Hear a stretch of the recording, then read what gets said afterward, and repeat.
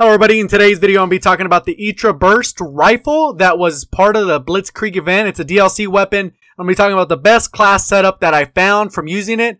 It is a great gun overall. You don't need a ton of attachments. Even with just the gun, when I first used it for the first time, I was able to get 30 and 3s, 30 and 2s with very limited and no attachments. Once I found the right class setup, I started going off, and you'll see in this clip is pretty good proof of that. Advanced rifling, reflex sight, and extended mags.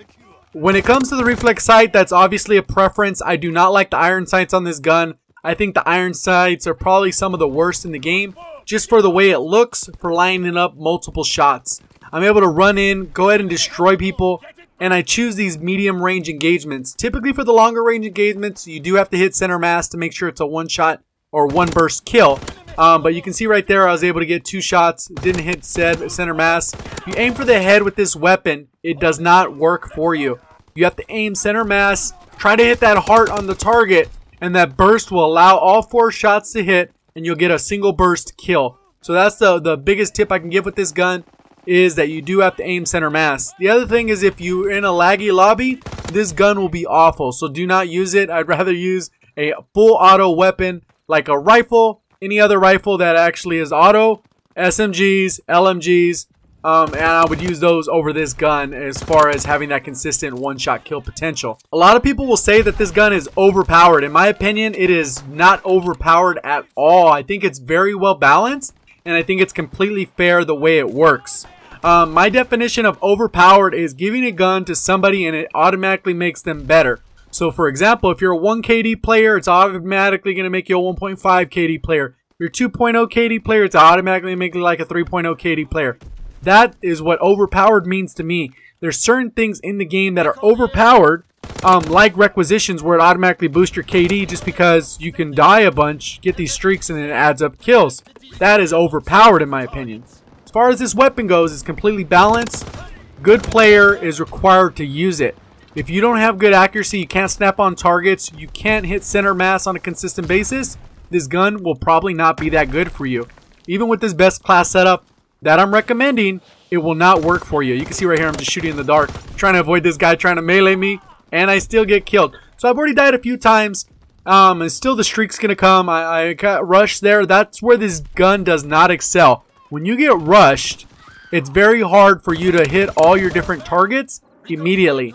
So a lot of times you just got to play it a little bit smarter and position yourself in ways that you're going to not get flanked by 3 or more people. If it's 2 people, you can typically take them out pretty good. If they're not good, you could take up to 3 people. But if it gets more than that, you're going to be struggling to finish off all these people. So right here, switch to the pistol. I know it's close range.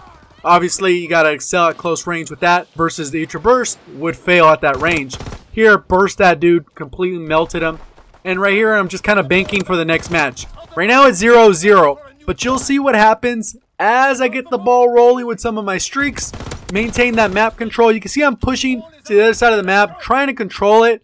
But as you know, sometimes it's not always easy with enemies and teammates not cooperating. So here's the part in the video where I start breaking down some of the gameplay, because it actually gets into the good stuff. I've talked a little bit about the weapon, where it excels, where it does not excel, how you should utilize it, and who it best suits as a player. If you're enjoying my best class setup so far for this gun, go ahead and make sure you click that like button definitely before you click away.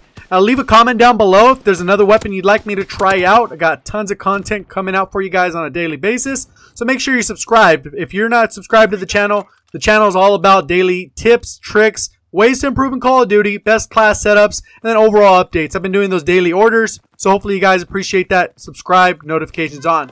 So right here I'm pushing ahead. I only got about 6 kills on my streak, or 5 kills that it looks like on the right. And then I'm just kind of positioning. We got to get map control. I always believe map control is more important than any objective play, because when you take care of one, it takes care of the other. If you have 60 to 70% of the map controlled, it makes it much easier for people to just run out of their spawn, go ahead and get to the objective, control those sides of the map, predict where enemies are going to be. Makes it so that you win more gunfights, because you can put yourself in a position to actually win more gunfights if you know where people are coming from. If you're on the defensive, and you're kind of pushed all the way back into your own spawn, you're very limited, and then the tables have turned. So map control is key. If you're not familiar with what I mean by map control, go check out some of my spawn guides and some of my other guides on how to improve as far as map control, map awareness, and overall spawns. Looking at the current situation, it looks like my team has a good handle of that side, so I'm going to push to this side because, again, you want to control the map. It looks like all of them died, so I turn around, go ahead and kill him, and then I'm continuing to hold this left side while my teammates push forward. We need to get past this ball point, and I end up having to kill people over and over, turn my back, and then go ahead and help out some of those teammates. So you can see right there, I position right here. This guy runs right by me. I don't know what he's doing, blind. He could have easily killed me, but he was going for the ball, so that was a key advantage there where I could have easily died. I'm going to push up here. I go ahead and look over peek, take him out.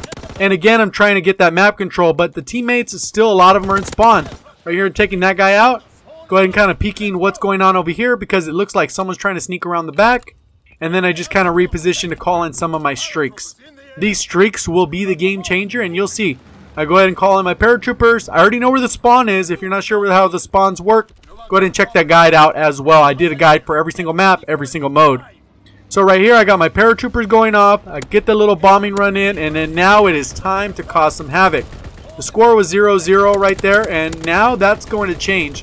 I'm locking them down in their spawn, destroying them with this ball turret gunner. Getting this little vicious metal. You're going to see I'm going to get the vicious metal just from this ball turret gunner. And getting those paratroopers to get that map control. Look at where the paratroopers are. The paratroopers know all about map control. Look at where my teammates are. They're starting to push forward. We got the ball right at mid. So we got good control of the map. Look at where all the enemies are. They're all spawning. They're over here by the bridge, middle. Now they're pushed back to the little cave area back here. Not a little cave, but the little building.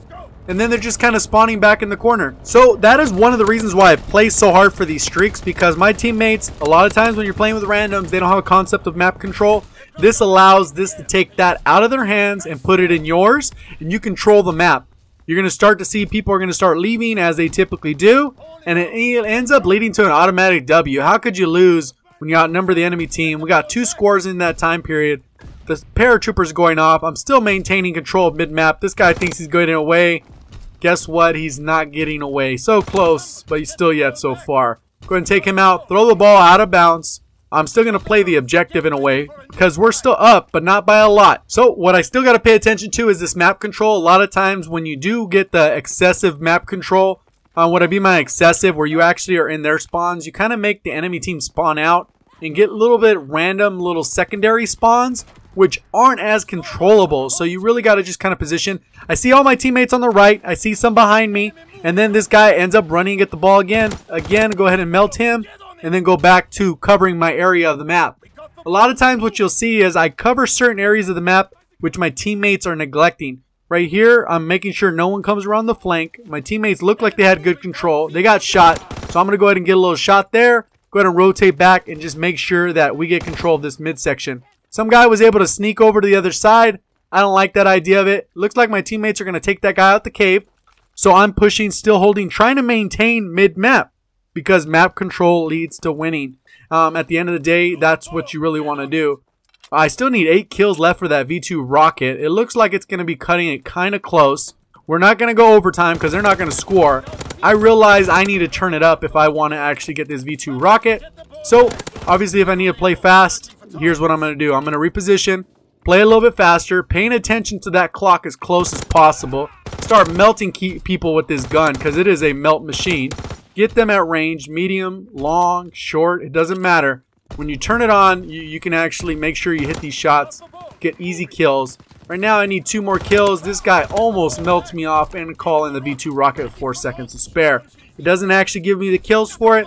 Too bad, so sad, whatever. I have plenty of V2 rockets, not a big deal. But this did demonstrate how to play Gridiron on this map, Gibraltar, with the best class setup in my opinion for the Itra Burst. And like I said, in my opinion, there's certain modes that might be advantageous to run FMJ.